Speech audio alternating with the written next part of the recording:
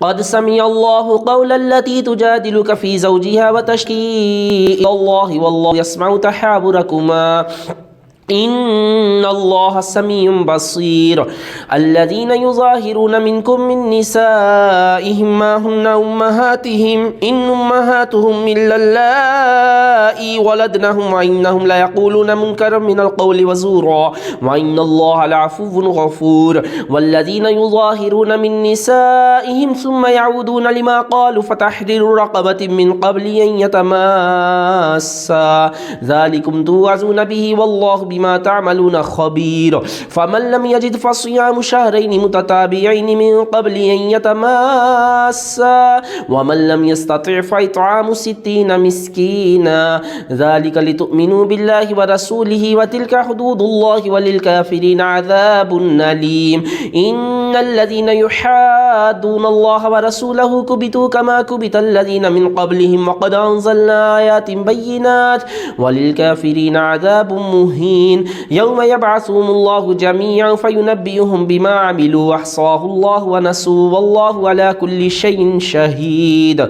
ألم تر أن الله يعلم ما في السماوات وما في الأرض ما يكون من نجوى 3 إلا هو رابعهم ولا 5 إلا هو سادسهم ولا أدنى من ذلك ولا أكثر إلا هو معهم أينما كانوا ثم ينبئهم بما عملوا يوم القيامة إن الله بكل شيء عليم.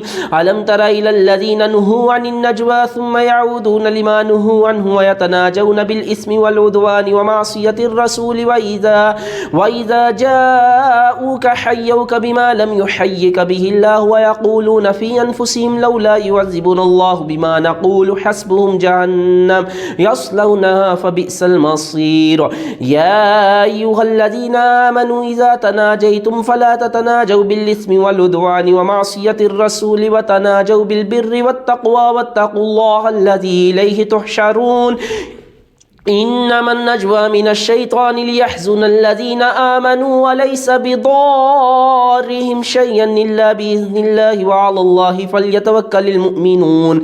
يا أيها الذين آمنوا إذا قيل لكم تفسحوا في المجالس فافسحوا يفسح الله لكم وإذا قيل انشزوا فانشزوا يرفع الله الذين آمنوا منكم والذين أوتوا العلم درجات والله بما تعملون خبير. يا أيها الذين آمنوا إذا ناجيتم الرسول فقدموا بين يدي نجواكم صدقة ذلك خير لكم وأطهر فإن لم تجدوا فإن الله غفور رحيم.